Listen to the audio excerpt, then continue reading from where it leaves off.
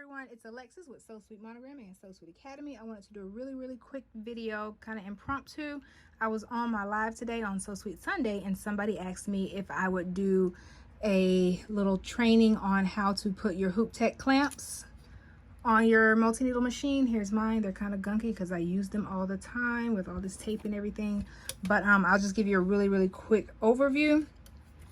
So if you see this right here, this is where the screw goes. Same thing with the thing over here.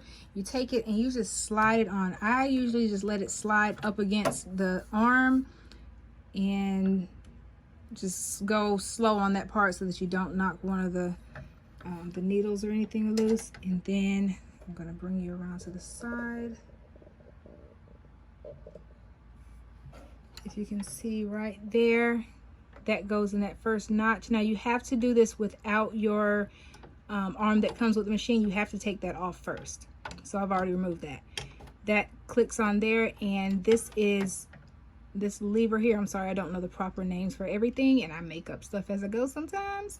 But this little lever arm is like a sensor, and it tells you what size machine arm you need to have, what size hoop you want to have on there.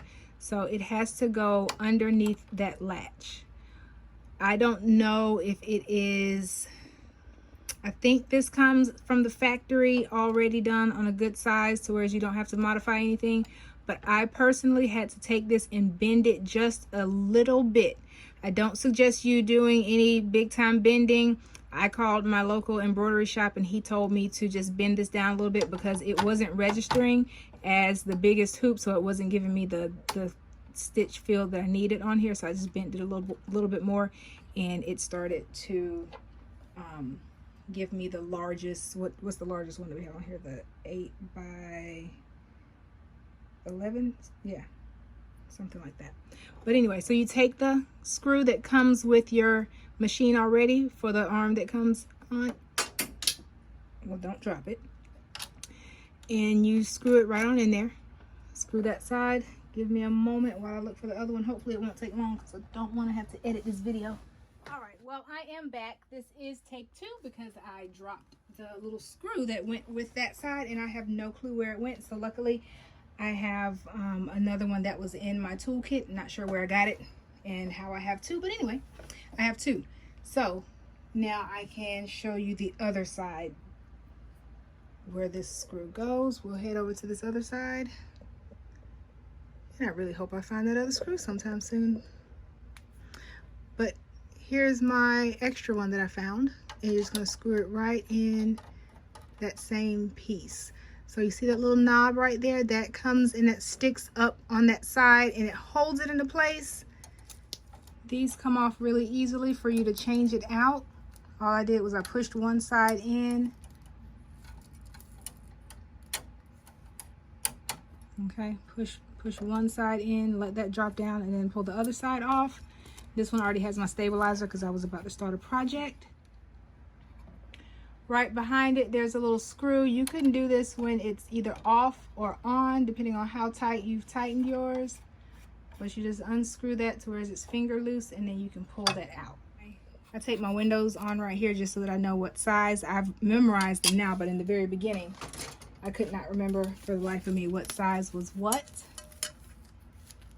So in order to do the same thing to put another one on, I usually start with them. You can either start with them together or separate. Slide it back, move that out of the way. Screw that in finger tight.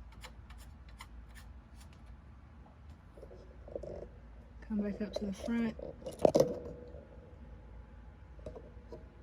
Come back up to the front and do the same thing.